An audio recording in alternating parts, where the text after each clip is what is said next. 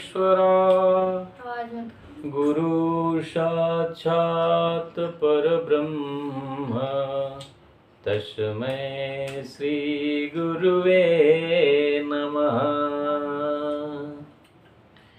ओम कर्पूरिगौरं करुणावतारं संसारसारं भुजगेन्द्रहारं सदा वसन्तं हृदयारविन्दे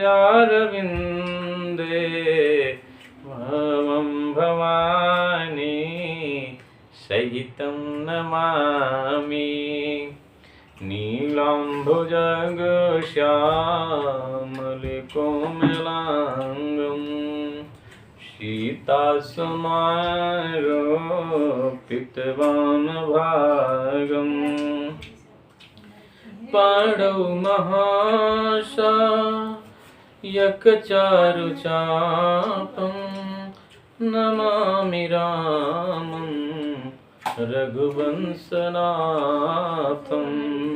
नमामि रामं रघुवंशनाथं।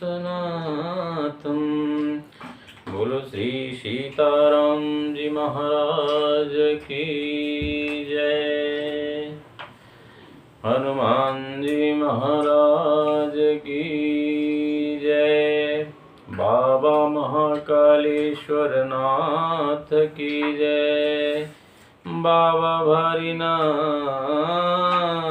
की जय, बाबा भद्रेश्वर नाथ की जय, श्री राम जी दरबार की जय, साधु संत महाराज की जय। तो गजाननं भूतगणाधिसेवितं कपितजम्बोफलचारुभक्षणं उमासुतं शोकविनाशकारकं नमामि विघ्नेश्वरपादपङ्कजम्। ओम बोलिए श्री सीताराम जी महाराज की जय।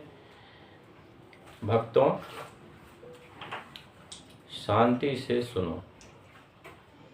श्री सीताराम जी महाराज, आज हम आपको सुनाने जा रहे हैं।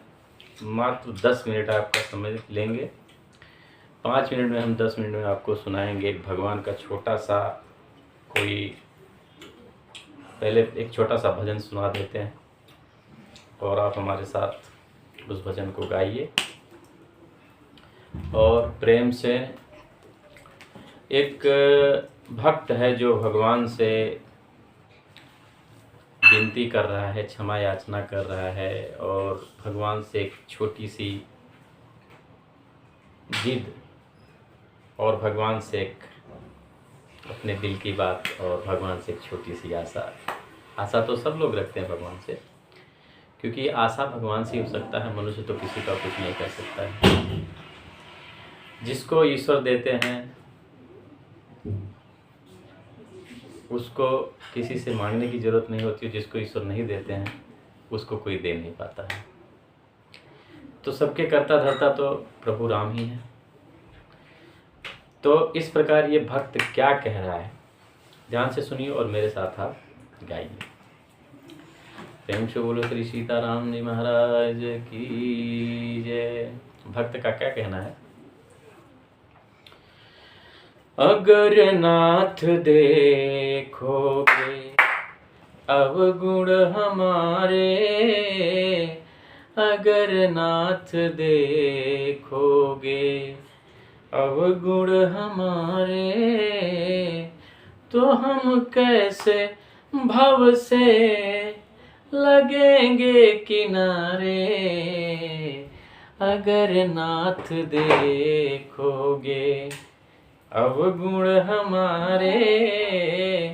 ये सबको कहना चाहिए और सबको ये विनती करना चाहिए। सुबह शाम एक बार भगवान के शरण में जब आप जाएं तो आपके मन में एक ये छोटी सी रिक्वेस्ट भगवान के शरण में या भगवान के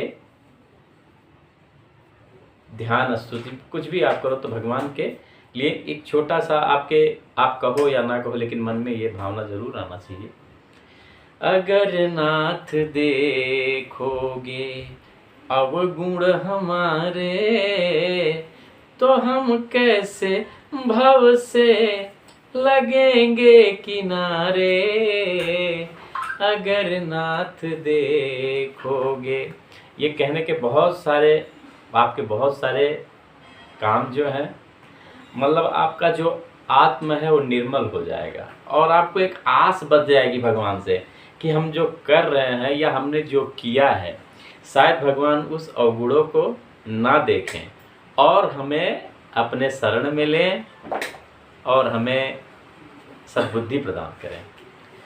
तो जैसे क्या होता है बंधु कि भगवान ने क्या कहा, जब प्रसंग तो सबको मालूम है, सुंदरकांड का है ये जो मैं आपको बताने जा रहा हूँ। जब विभीषण जी रावण को लंका को छोड़ करके राम जी के शरण में आने लगे तो विभीषण जी ने क्या सोचा मन में कि देखियो जाई चरण जल जाता, अरुण मृदुल सेवक सुख दाता, जे पद परस तरी ऋषि नारी, दंडक कानन पावनकारी।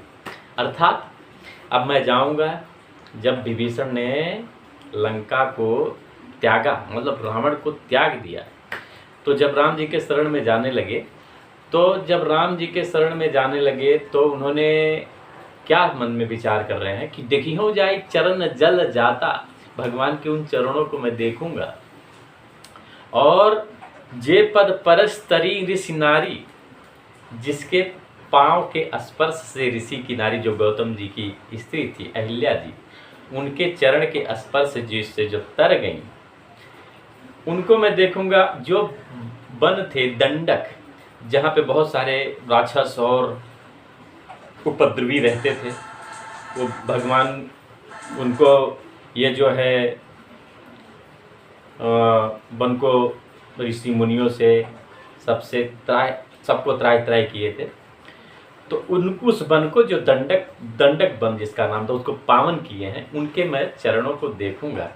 तो जब वो आते हैं तो पहले कुछ बंदर लोग देखते हैं, तो बंदर लोग जो हैं वो आके सुग्रीव को बताते हैं। सुग्रीव बोलते हैं कि ठीक है, देख प्रभु के पास जाके संदेशा देते हैं। जब पता चलता है कि विभीषण है तो आके सुग्रीव को सुनाते हैं कि भाई प्रभु जान न जाए निशाचर माया, काम रूप के कारण आया। प्रभु ये जो निशाचर आया है, ये जो है निशाचर क्यों आया है कि पता नहीं है, तो जान न जाए निशाचर माया, काम रूप के कारण आया। तो प्रभु से सुग्रीव कह रहे हैं कि ये पता नहीं क्यों आया है, और ये राक्षस लोग जो होते मायावी होते हैं, तो यहाँ क्यों आए हैं हम लोग को तो पता नहीं है। लेकिन प्रभु हो सकता है कि ये यहाँ क्यों आया हो, इसका जो मेन जो कारण हो, ये भी हो सकता है कि भेद हमार लेन सठावा, भेद हमार लेन सठयावा, और राखिय बांधी मोहिय स्वभावा, भेद हमार लेन सठ। तो ऐसा लगता है ये दुष्ट जो आया है, सठ यानी दुष्ट ही हो गया, तो ये जो सठ आया है ये हमारा भेद लेने आया हो। तो इसको हम लोग ऐसा करते हैं कि बांध के रखेंगे, फिर देखेंगे इसका क्या करने का। तो भगवान जी ने कहा कि ठीक है, सखा हो नीत तुम नीक विचारी। अरे मेरे मित्र, तुमने जो नीति है तुमने बहुत अच्छा विचार किया है, और ऐसी नीति होनी भी चाहिए। लेकिन एक दिक्कत है। अब दिक्कत क्या आ रही है कि सखा हो नीति तुम नीक विचारी, लेकिन ममपन, मेरा जो प्रण है वो भी एक बार सुनो और उसको विचार, उस पर हमको ध्यान देना पड़ेगा। सखा हो नीति तुम नीक विचारी, और ममपन, मेरा प्रण है, मम प्रण शरणागत भयहारी। लेकिन मेरा तो एक प्रण भी है कि मेरे जो शरण में आएगा मैं उसको तार दूंगा, उसके भय को दूर कर दूंगा। मम प्रण शरणा भयगत हारी, मैं उसके भय को हर लूंगा। तो भेद हमार, ये सुग्रीव जी कह रहे हैं कि हमारा भेद लेने आया है, और रामचंद्र जी कह रहे हैं हाँ तुम राजा हुए, तुम ये नीत तुम्हारी सही है मित्र, लेकिन मेरा जो प्रण है उसके लिए अब क्या किया जाएगा, क्योंकि मेरा जो प्रण है कि जो मेरे शरण में आ जाएगा मैं उसको तार दूंगा, उसके भय को हर लूंगा। मम अपन शरणागत भय हारी। तो इस प्रकार से जब भगवान के शरण में जो जाता है, उनका दुश्मन हो या जो दुष्ट प्रकार व्यक्ति हैं, कोई भी जाएगा तो भगवान उसको अपने शरण में लेते हैं, उसको कभी। तो इस प्रकार से जो भजन अभी हमारी चालू थी कि अगर नाथ देखोगे अवगुण हमारे, तो हम कैसे भव से लगेंगे किनारे। अगर नाथ देखोगे। अब ये और दूसरा बात जो है, देखिए भजन तो आप बहुत सब सुनते होंगे, और ढोलक मंजीरा या बेंजो बाजे से जो भी है सब तरीके से, वो हमारे पास नहीं है, लेकिन उस भाव को हम आपको ज़रूर समझाएंगे, और वो भाव कैसे है वो मैं आपको बताता हूँ। ये जो व्यक्ति गया है भगवान के शरण में और जो विनती कर रहा है भगवान से, उसका अगला जो कड़ी है वो सुनिए। हमारे लिए क्यों देरी किए हो, हमारे लिए क्यों देरी किए हो, गड़ी का यजामिल को पल में होता रे। पतितों को पावन हो करते कृपा निधि, पतितों को पावन है करते कृपा निधि, किए पाप हैं इस सुयस के सहारे। अगर नाथ देखोगे अवगुण हमारे। अच्छा, क्या कह रहा है कि हमारे लिए आप प्रभु देरी क्यों किए हो। गणिका थी एक अजामिल थे, एक गजराज थे, उनके लिए तो आपने देरी नहीं किया। देरी कैसे नहीं किया? अजामिल भाइयों, अजामिल के बारे में सब कथा जानते हैं, श्रीमद् भागवत महापुराण में आता है। अजामिल बहुत ही, वैसे तो ब्राह्मण कुल में उसका जन्म हुआ था, लेकिन उसकी जो लाइनें थी वो दुष्ट विचारों का हो गया था। संगत से, संगत बहुत बड़ी चीज़ है। अगर अच्छा संगत हो तो आदमी सही रास्ता पकड़ सकता है, और गलत रास्ता हो तो आदमी बुरे रास्ते पे जा सकता है। तो सब जानते हैं कि अजामिल तो सब गलत काम करता था, लेकिन उसके घर में एक दिन साधु संत आके रुक गए, और सुबह जब जाने लगे तो उनको प्रसाद में देके गए कि जो तुम्हारा पुत्र होगा उसका नाम आप नारायण रख देना। तो अजामिल ने अपने पुत्र का नाम नारायण रखा, और जब नारायण, हमेशा वो नारायण नारायण करता था, लेकिन जब उसकी मृत्यु होने लगी, जब उसका लास्ट समय आया, तो उसने देखा कि जो यमराज के दूत जो बहुत भयानक होते हैं, जब इनको अजामिल को लेने के लिए आए तो अजामिल बहुत भयभीत हुआ वो सब देख के, और डरने लगा। और जब डरा तो उसे एक ही चीज़, उसको कोई बचाने वाला कौन है, उसको लगा मेरा पुत्र जो है वो मुझे बचाएगा। तो क्या कहने लगा, नारायण नारायण नारायण मुझे बचाओ, नारायण मुझे बचाओ। क्योंकि वो जो यमराज के विकराल दूत आए थे अजामिल को लेने के लिए, तो जब नारायण नारायण करने लगा तो नारायण मुझे बचाओ, नारायण मुझे बचाओ। तो ये सुन के भगवान आपने देरी नहीं लगाई। अब भगवान नारायण के दूत आ गए लेने के लिए। अब यहाँ यमराज के दूत और नारायण के दूत, दोनों दूत खड़े हो गए। यमराज के दूत बोले कि ये तो बहुत बड़ा पापी है, इसको हम ले जाएंगे। लेकिन नारायण के दूत बोले ये मरते वक्त नारायण का अपमान किया है कि बायर बायर मुनि जतन कराही, अंत राम कही आव न जा।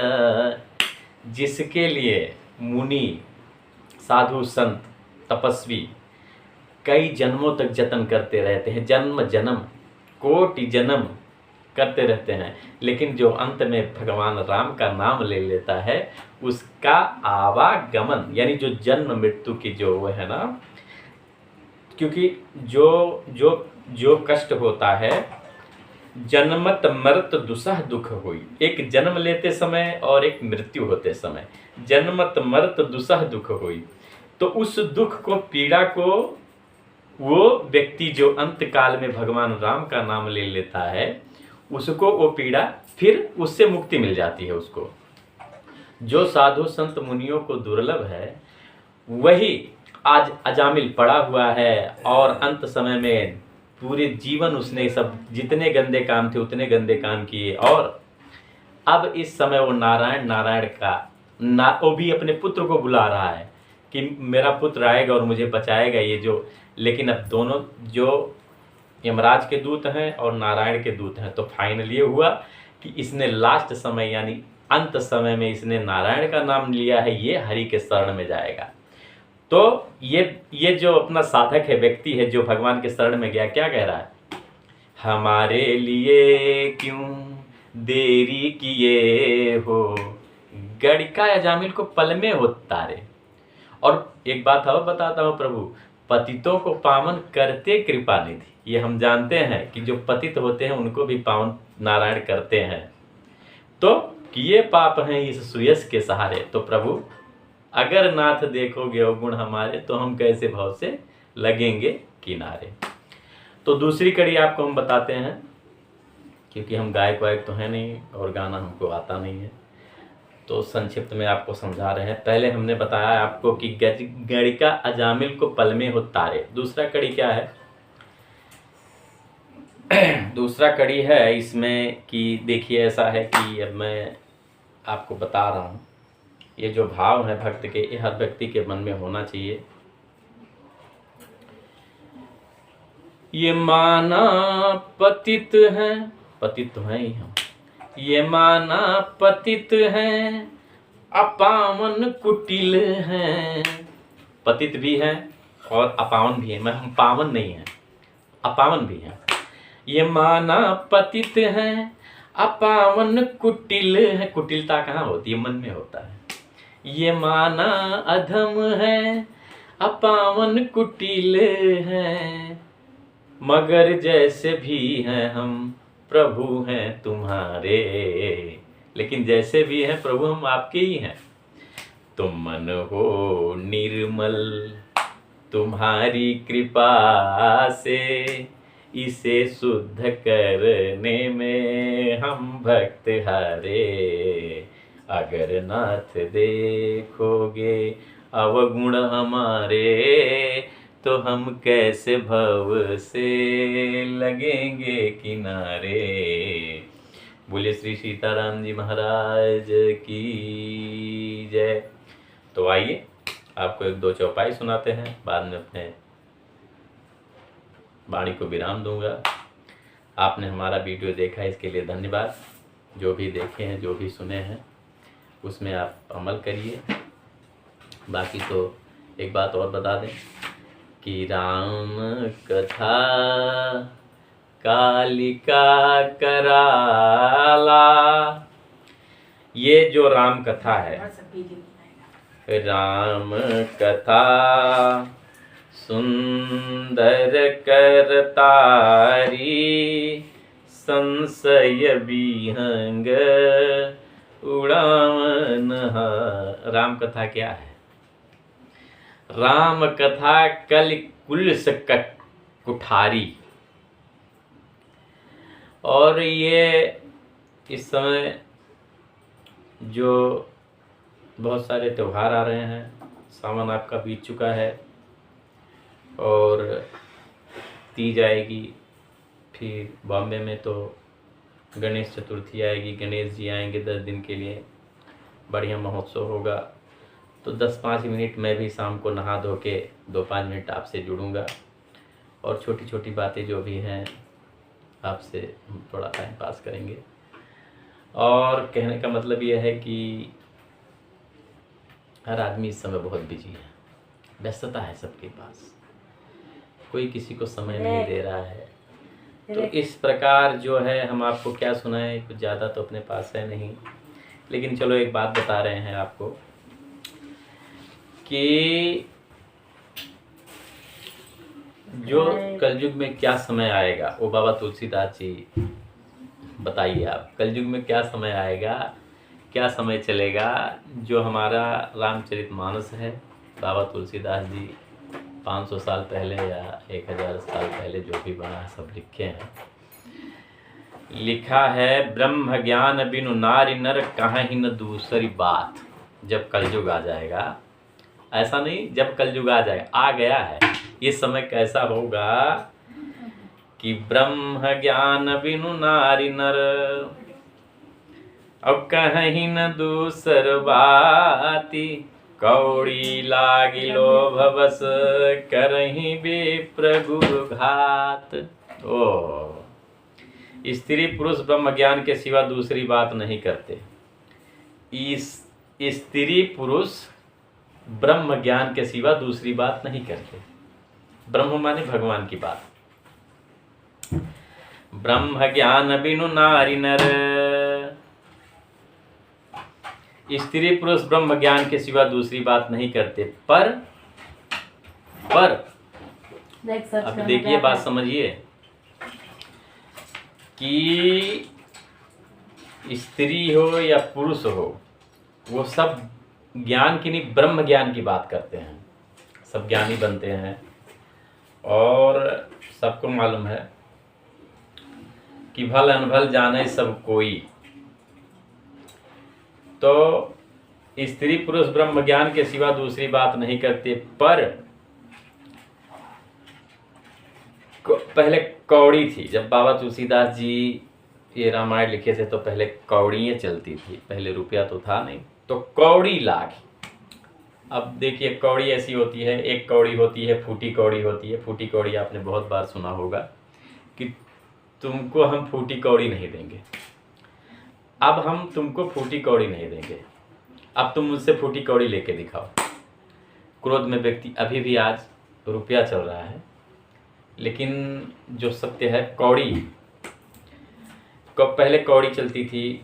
कौड़ी एक समुद्र से निकलने वाली कौड़ी थी और उसमें कुछ टूटी कौड़ियाँ रहती थी, उनको फूटी कौड़ी कहा जाता था। और जो सीधी कौड़ी रहती थी उसको कौड़ी कहा जाता था। कौड़ी से दमड़ी, दमड़ी से आना, आना से दमड़ी से पैसा, पैसा से आना, और इस प्रकार से 4 आने का 25 पैसा हुआ और 8 आने का 50 पैसा हुआ, 16 आने का 1 रुपया हुआ।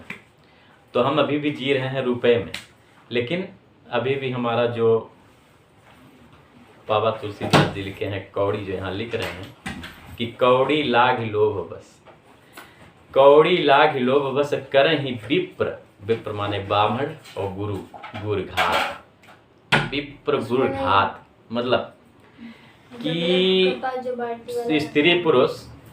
स्त्री पुरुष ब्रह्म ज्ञान के सिवा दूसरी बात नहीं करते हैं, पर वो लोभ बस कौड़ियों यानी बहुत थोड़े लाभ के लिए ब्राह्मण और गुरु की हत्या कर डालते हैं। ये तब नहीं होता, अब के बारे में बता रहे हैं कि हमारे लिए लिखे हैं कि हम आज पढ़ रहे हैं। तो ये अभी का तो रामायण है नहीं, पहले बाबा तुलसीदास जी कैसे लिख दिए मालूम नहीं। आगे क्या लिख रहे हैं, बाद ही शूद्र द्विजन सन। अब क्या चाहिए आपको? आज SC/ST से आप परेशान हैं, हर व्यक्ति SC/ST से परेशान है। आज जो हमारे नेता, विधायक, मंत्री जो भी हैं, नगर सेवक या कोई भी प्रधान हो, कोई भी हो, सब आज इसका लाभ ले रहे हैं, इसी से पब्लिक को भरमा रहे हैं। कि बादहि शूद्र द्विजन सन, मतलब शूद्र जो होंगे वो ब्राह्मण से झगड़ा करेंगे। बादहि शूद्र द्विजन सन हम तुमते कछु घाट। शूद्र कह रहे हैं ब्राह्मणों से बाज बाज के झगड़ा करके कि हम तुमसे कुछ कम नहीं हैं। घाट मतलब हम तुमसे कुछ छोटे थोड़ी हैं। बादहि शूद्र द्विजन सन हम तुमते कछु घाट, और जानई ब्रह्म सो विप्रवर आँख दिखावे डांट। लियो, शूद्र ब्राह्मण से विवाद करते हैं यानी झगड़ा करते हैं और कहते हैं कि हम क्या तुमसे कम हैं। जो ब्रह्म को जानता है वही श्रेष्ठ ब्राह्मण है। ऐसा कहकर वो उन्हें डांट कर आंखें दिखलाते हैं। अब ब्रह्म को कौन जानता है? अब पहले उनको ब्रह्म को बताओ कि तुम ब्राह्मण हो, तो पहले ब्रह्म को उनको बताओ कि तुम ब्रह्म को जानते हो, तब वो तुमको ब्राह्मण मानेंगे, नहीं ब्राह्मण नहीं मानेंगे। अब तो तुम ये तो साबित तुरंत कर नहीं पाओगे कि तुम ब्रह्म को जानते हो। तो SC ST आज लगा है, लेकिन बाबा तुलसीदास जी पहले लिख दिए हैं। आगे सुनिए। परत्रिय लंपट, परत्रिय लंपट कपट सयाने, और मोह द्रोह ममता लपटाने। जो पराई स्त्री में असक्त हो, पराई स्त्री में असक्त, कपट करने में चतुर और मोह द्रोह और ममता में लिपटे हुए हैं। ठीक है, जो पराई स्त्री में आसक्त हो और कपट करने में बहुत चतुर हो। अब बताओ ये कैसा व्यक्ति होगा? अगर आपसे पूछा जाए कि ये व्यक्ति पराई स्त्री से गलत व्यवहार रखता है, तो उस विचार वाले व्यक्ति को, और कपट करने में बहुत चतुर हो और द्रोह और ममता में लिपटे हुए हो, सबसे द्रोह करता हो और ममता उसके अंदर कूट के भरी हो, जिससे वो लिपटा हुआ हो, तो उसको आप क्या कहोगे? उसको तो आप बिल्कुल कहोगे कि बहुत दुष्ट व्यक्ति है। उसको आप दुष्ट व्यक्ति कहोगे ना, दुराचारी है वो।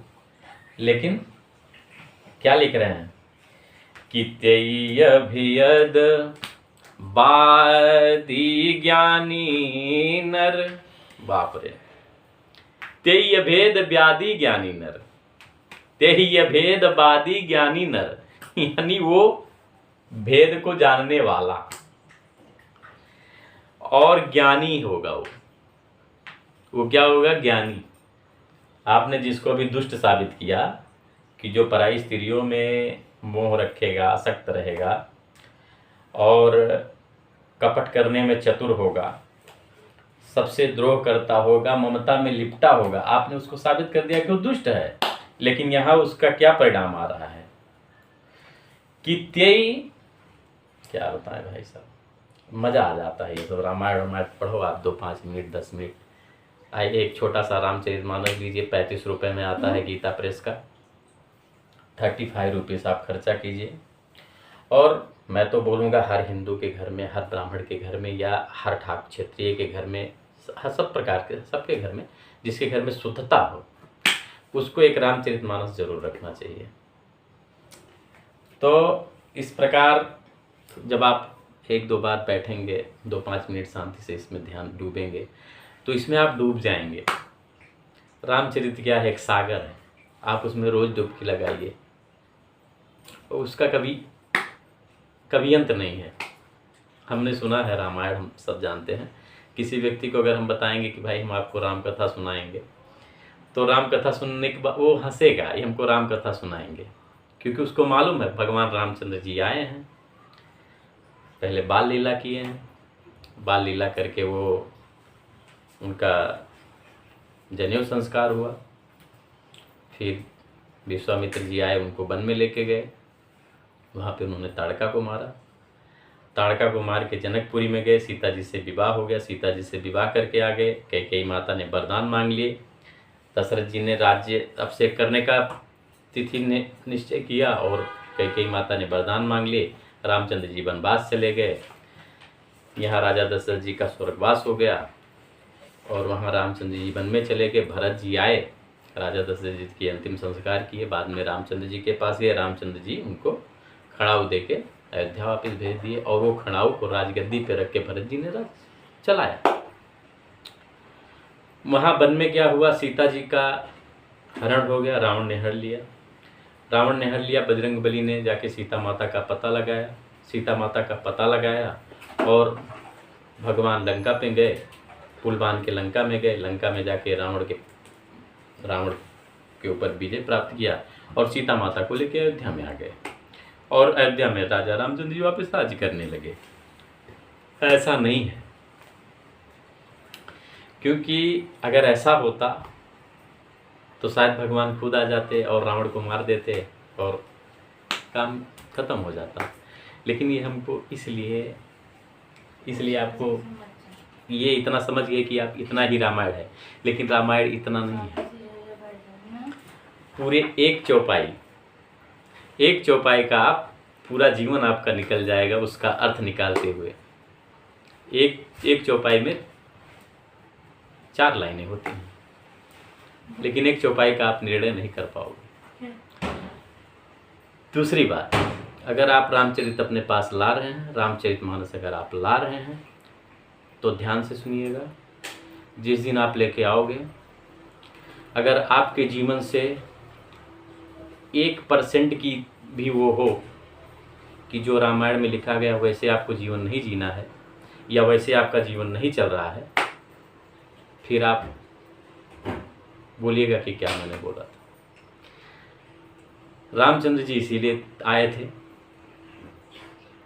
कि मर्यादा पुरुषोत्तम श्री राम जी इसीलिए आए थे कि जो हमारा ये आने का मकसद भगवान का ये था कि मैं जो कर रहा हूँ हर इंसान वैसे करके अपना जीवन पार करेगा, सबका कल्याण होगा।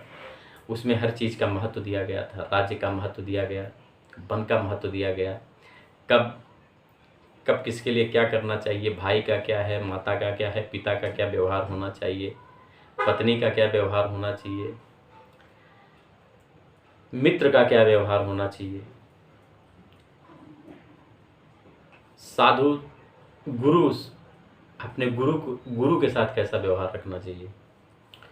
बातें तो बहुत हैं भाई, लेकिन चलो ठीक है, आज मैं आपको बता रहा हूँ। तो यहाँ हमने आपको बताया परत्रिय लंपट कपट सयाने, जो दूसरी स्त्री से गलत व्यवहार रखता हो और दुष्ट विचार का हो, कपट करने में बहुत चतुर हो, कपटी हो, ममता में लिप्त हो, क्योंकि जो ममता में लिपट रहता है, ममता बहुत बेकार चीज़ है, ममता अंधा कर देती है। तो ऐसे व्यक्ति को हमने क्या डिसाइड कर लिया, दुष्ट। लेकिन यहाँ तुलसीदास जी लिख रहे हैं, बाबा तुलसीदास जी लिख रहे हैं कि जो ऐसा पुरुष होगा वो क्या होगा, तेई अभेद व्याधि ज्ञानी नर और देखा मैं चरित्र कलयुग कर। वही मनुष्य अभेदवादी यानी ब्रह्म और जीव को एक बताने वाला होगा। वही जिसको हमने दुष्ट साबित किया वो ब्रह्म को और जीव को एक बताने वाला होगा। मतलब बहुत बड़ा ज्ञानी होगा वो, इतना ज्ञान उसके अंदर ऐसे दिखाएगा कि मेरे अंदर इतना ज्ञान भरा हुआ है। और बाबा तुलसीदास जी कह रहे हैं कि मैं उस कलयुग का चरित्र देख रहा हूं।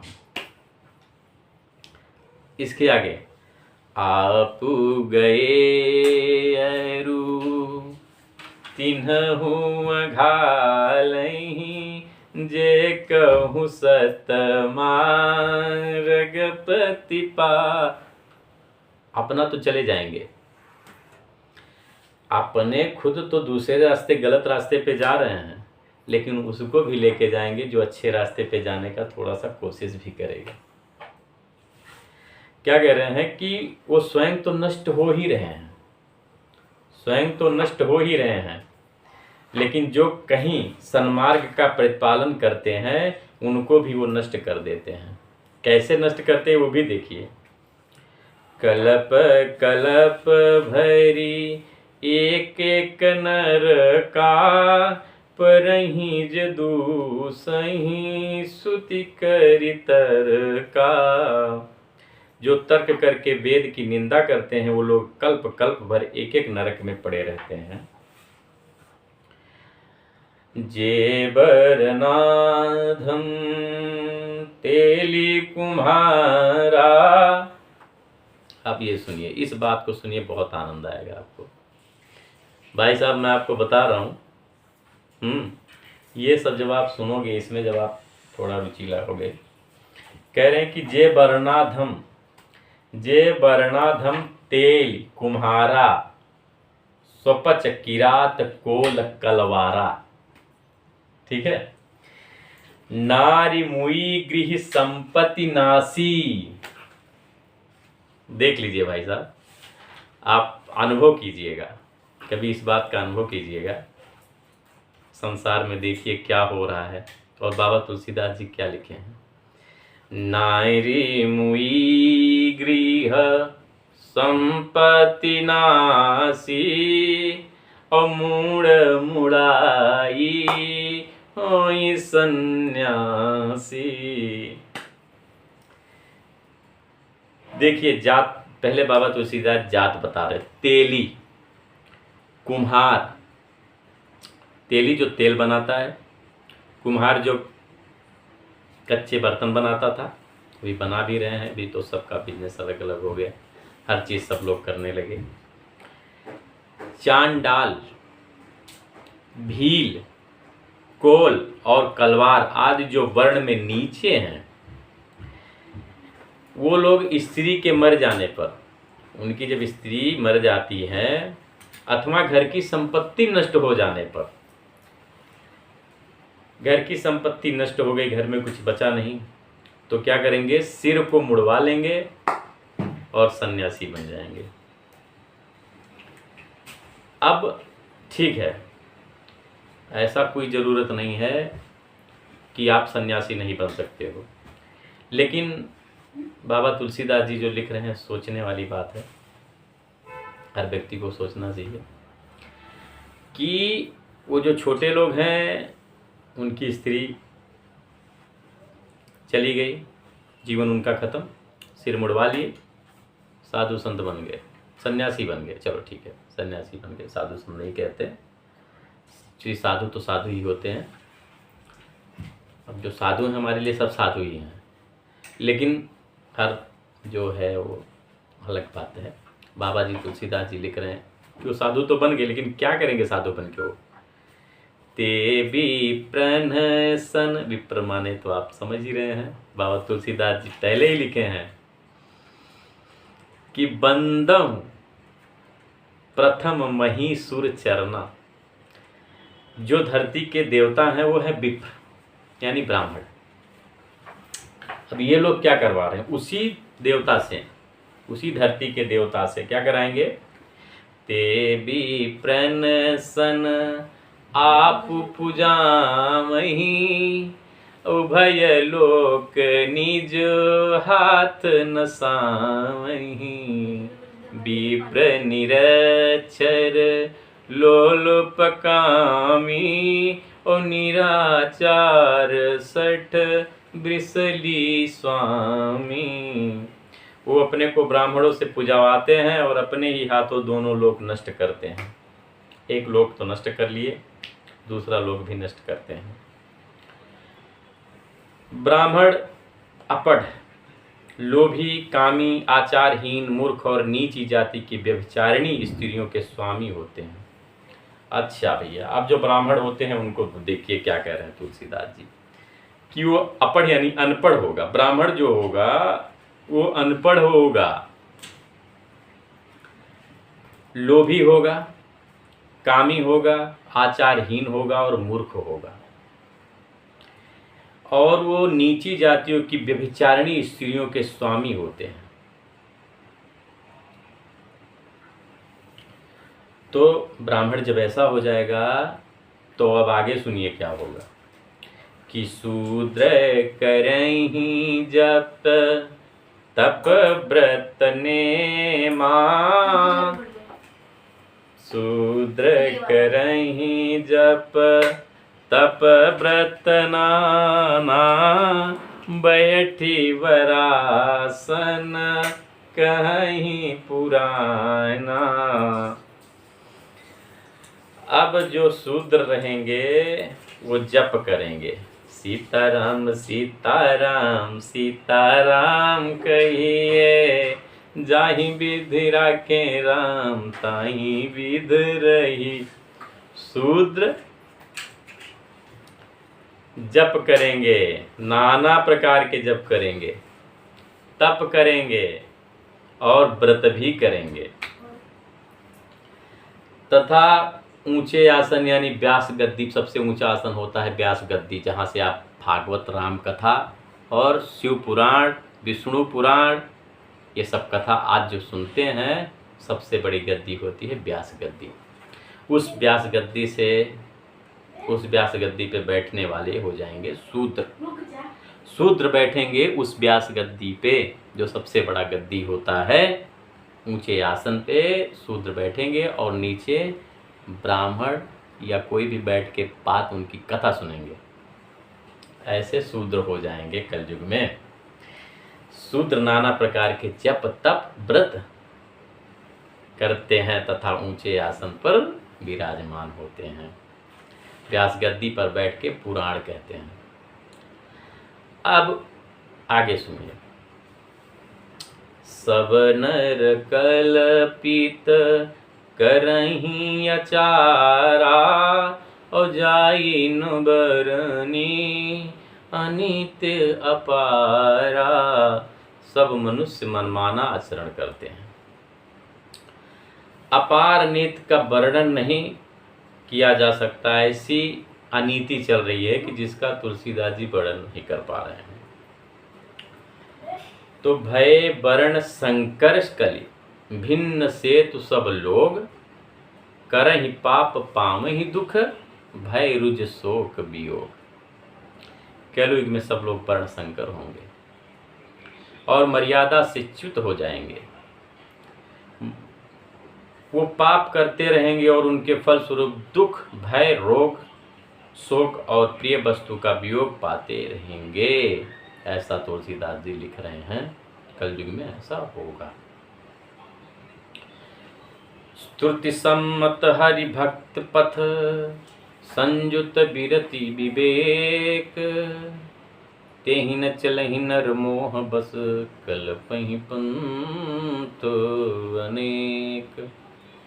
वेद सम तथा वैराग्य और ज्ञान से युक्त जो हरि भक्ति का मार्ग है, मोह बस मनुष्य उस पर नहीं चलते और इन्हें को नए नए पथों की कल्पना करते हैं। लंबी कथा है, मैं तो जब कथा होता ये देखिए, मैं भी कामकाज में अपने व्यस्त रहता हूँ और सोचता तो बहुत हूँ कि ईश्वर के शरण में रहूँ, लेकिन नहीं हो पाता है।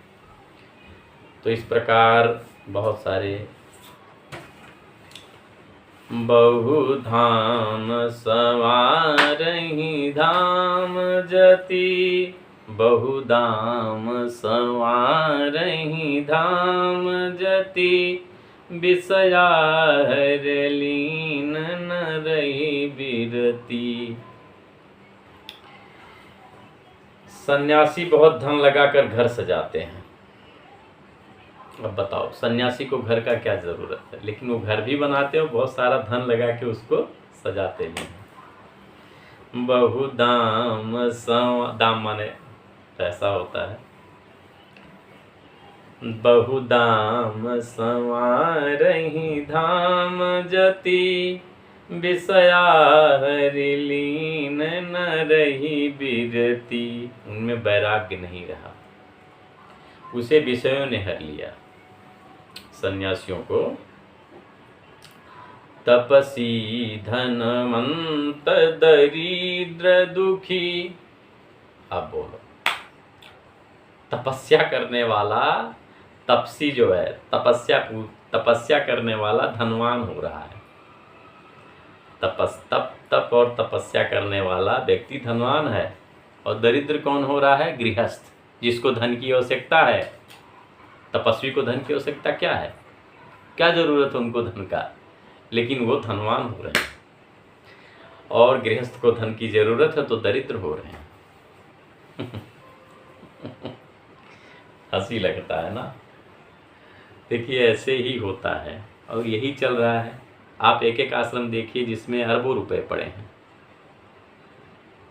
और किसी व्यक्ति को रोटी, उसके परिवार को दोनों टाइम का ईश्वर सबको दें, लेकिन ऐसी भी स्थिति आती हैं कि उनके 2 जून की रोटी खाने की स्थिति कभी कभी नहीं बनती है। ईश्वर सबको देते हैं, ऐसा नहीं देते हैं।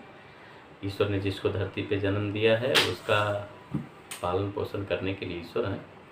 लेकिन इस प्रकार जो भी है, इस बात से हमको थोड़ी हंसी लग रही है कि तपसी धनवान दरिद्र गृहस्थी रहे।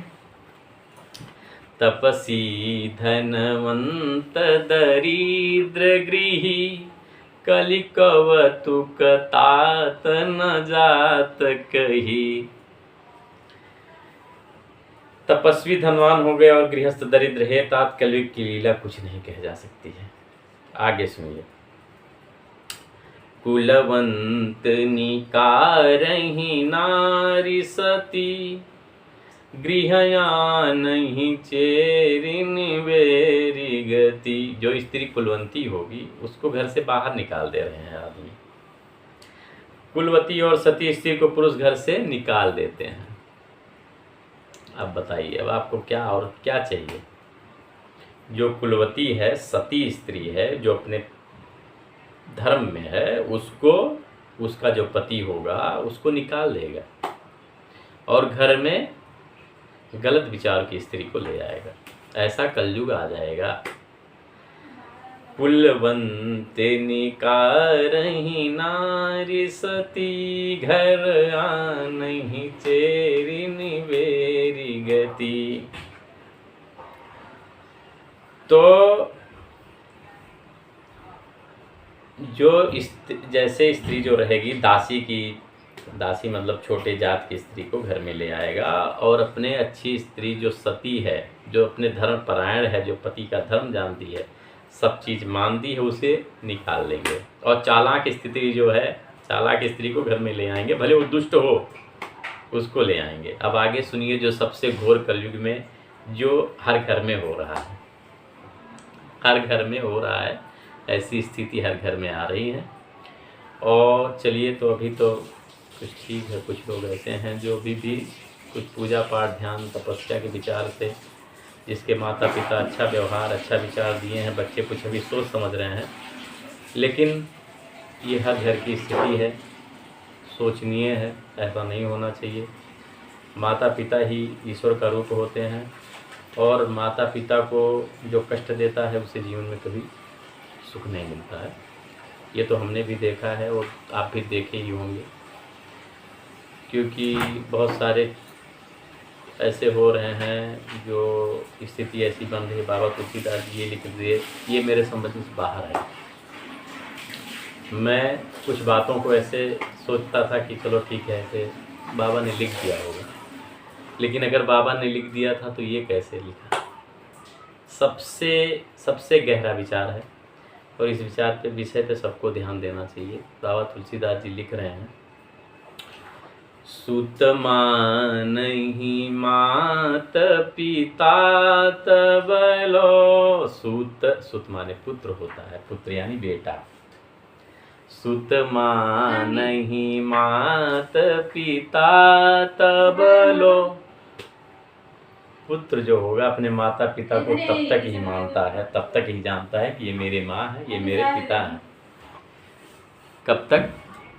सुत मानहि मात पिता तब लो।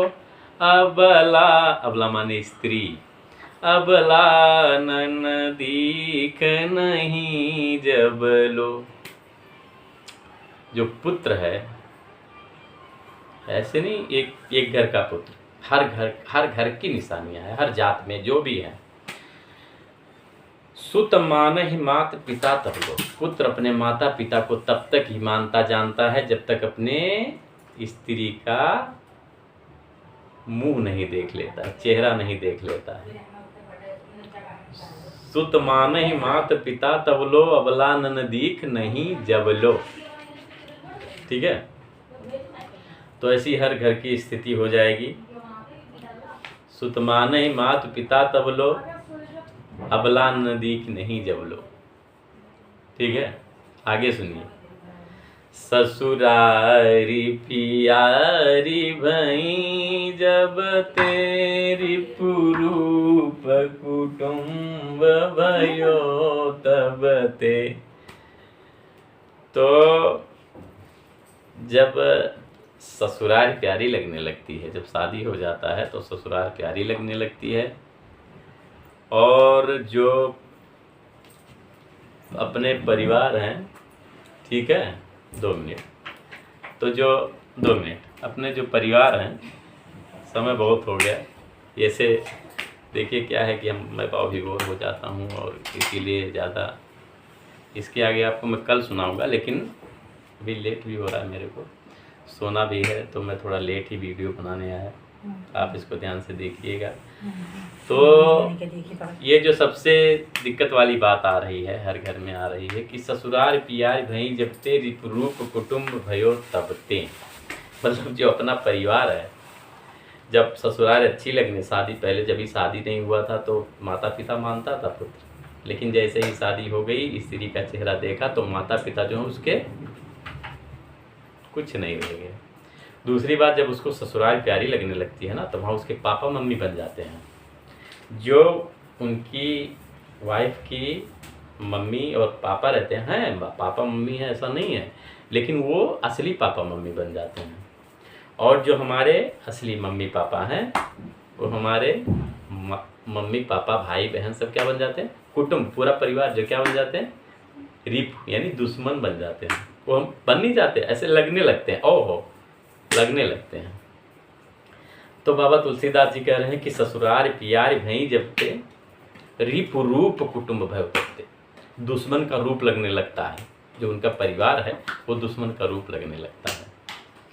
तो ये हर घर की स्थिति है, भगवान सबको सद्बुद्धि दें, ऐसे किसी के घर में स्थिति ना आए कि जो माता पिता, जो माँ अपने बच्चे को 9 महीने कोख में पालती है और उसको सब उसके बिस्तरे गीले करने वाला, गंदा कपड़ा करने वाला उस बच्चे को नहलाती है, धुलाती है, अपना स्तनपान कराती है, शरीर का